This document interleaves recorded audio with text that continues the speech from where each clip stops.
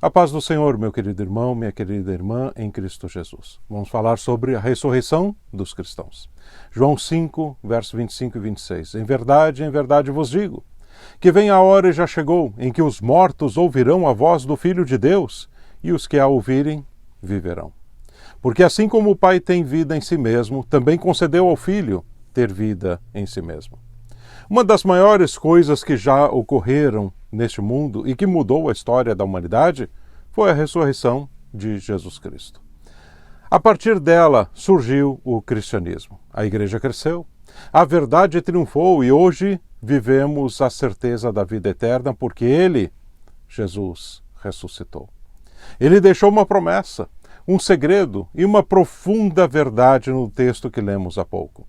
A promessa é que os mortos que ouvirão a sua voz, eles vão viver. O segredo é que esses mortos são os que creram e aceitaram Cristo como Salvador. A profunda verdade é que isso tudo vai acontecer em breve no arrebatamento da igreja. Aleluia. A Bíblia nos diz em Romanos 8:11, se habita em vós o Espírito daquele que ressuscitou a Jesus dentre os mortos, esse mesmo que ressuscitou a Cristo Jesus dentre os mortos, vivificará também o vosso corpo mortal por meio do seu Espírito que em vós habita. Em outras palavras, Jesus estava dizendo, todo aquele que crê que Jesus é o Filho de Deus e o aceita como seu Salvador, ainda que esteja morto, ele vai ressuscitar naquele dia, no dia da volta do Senhor. O que vai fazer essa ressurreição acontecer? O que vai fazer é ter comunhão com o Espírito Santo, ou seja, Ele habitando em nós, em nossa vida terrena. Esse mesmo Espírito que ressuscitou a Jesus vai trazer vida e ressuscitar a todos os cristãos que estiverem mortos fisicamente. Nenhum cristão em nenhum tempo poderá ser impedido de ressuscitar com Cristo. Todo cristão verdadeiro em comunhão com o Espírito Santo e que esteja morto naquele dia, vai ressuscitar quando Jesus voltar. A ressurreição aqui é bem mais do que voltar à vida. Existem 3 tipos de ressurreição. A ressurreição daqueles que morrem e voltam a viver nesta vida, onde o milagre acontece. Existe a ressurreição dos salvos que estarão para sempre com Cristo, que vai acontecer no arrebatamento, na vinda do Senhor. E também existe a ressurreição dos que forem condenados ao inferno. Vamos ver rapidamente cada uma delas. A ressurreição dos que morreram e retornam à vida não garante vida eterna, mas dá a eles mais uma oportunidade de escolha para seguir a Cristo ou não.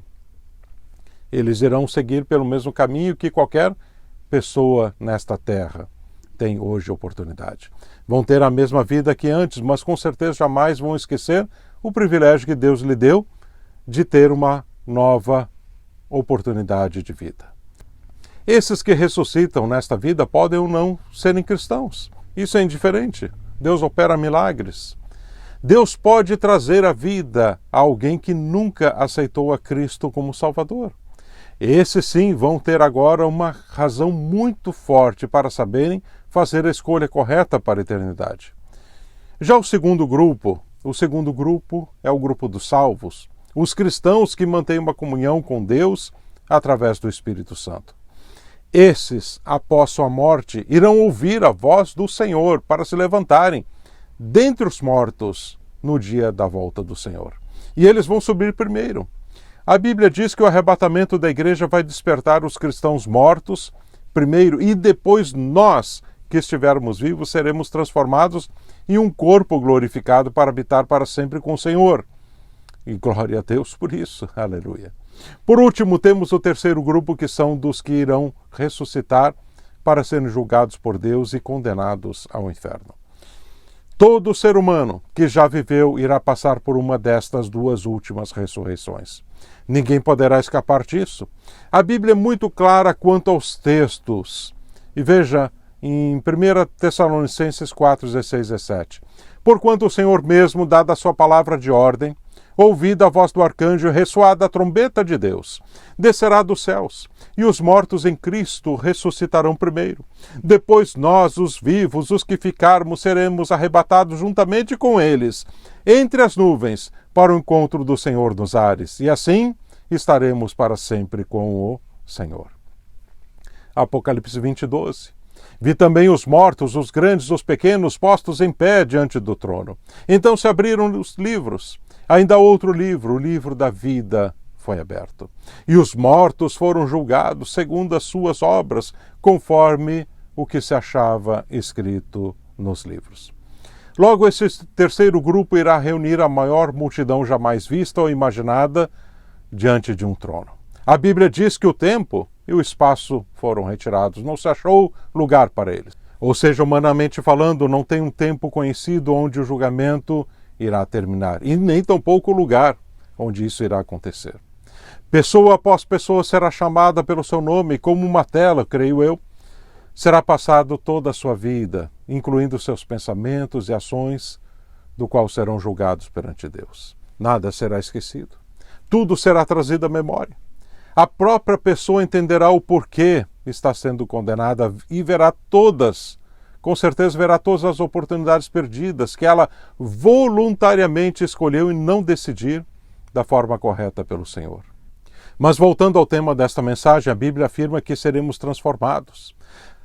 Tanto os mortos em Cristo como os que estiverem vivos, todos passaremos a ter um corpo glorificado, pois carne e sangue não podem habitar no reino de Deus.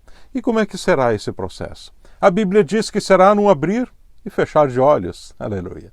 Isso não é uma mudança gradual de um corpo para outro corpo, não é um processo extenso, mas de uma forma quase que automática, num abrir e fechar de olhos, seremos transformados. E o que é um corpo glorificado?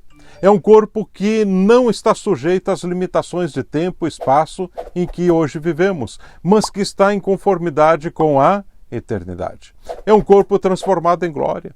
Não um espírito flutuante que vaga na eternidade, mas um corpo glorificado. Esse corpo vai permitir fazer a obra de Deus no céu e na terra sem limitações. Creio que o conhecimento de Deus também nos será passado. Desta forma, não penso que teremos de aprender algo no céu, mas que o conhecimento de Deus nos será passado assim como foi com Adão no jardim do Éden, antes da queda, onde as coisas para ele eram claras e transparentes. Não penso que alguém vai chegar no céu e vai ficar fazendo perguntas, por exemplo, quem é este, quem é aquele, onde é que eu encontro isso, onde é que eu encontro aquilo, mas penso que, como no Monte da Transfiguração, onde estavam Pedro, Tiago e João, assim como Jesus, souberam que aqueles que estavam com o Senhor eram Elias e Moisés, ou seja, o conhecimento de Deus trará as respostas sem precisarmos perguntar. E esse corpo não terá fim. Estaremos para sempre vivos com o Senhor, seremos imortais. Esse corpo não terá enfermidades, esse corpo nunca se debilitará. Aleluia. A ressurreição era uma busca, um alvo do apóstolo Paulo, pois seu desejo era obter o corpo glorificado. Veja o texto que está escrito em Filipenses 3:11, para que, de algum modo, alcançar a ressurreição dentre os mortos. A ressurreição dos cristãos vai deixar os túmulos abertos. O mundo saberá que a igreja partiu. Muitos poderão dizer até que foi um movimento de outro planeta para tentar diminuir o impacto da fé. Mas isso não vai funcionar por muito tempo, pois, após esse acontecimento, o anticristo vai surgir e trazer seu governo sobre este mundo. A ressurreição dos cristãos, assim como aqueles que foram arrebatados, vai mostrar aos que estiverem vivos nesta terra quem de fato serviu ao Senhor. O joio será separado do trigo. A verdade irá aparecer. Quando Jesus ressuscitou, muita coisa foi dita tentando abalar a fé e diminuir o crescimento da igreja. Mas nada podia impedir a verdade. O testemunho daqueles que por 40 dias souberam das aparições de Jesus sobre a face da terra. Jesus havia ressuscitado e agora isso era inegável. A ressurreição dos cristãos naquele dia também será inegável. Túmulos serão abertos em todo o mundo. Milhões de pessoas vão ressurgir. Os bilhões de pessoas sobre a face da terra sofrerão o impacto da notícia de que algo grandioso e além da imaginação aconteceu. Os cristãos ressuscitaram de todos os tempos e épocas e estão agora com o Senhor. Pense sobre isso. Pense sobre isso. Que momento glorioso aguarda a igreja do Senhor. Glorifique a Deus por isso, pois o Senhor preparou para cada um dos seus filhos o melhor, e o melhor está à nossa frente. Glória seja dada ao nome do Senhor. Que Deus te abençoe, querido.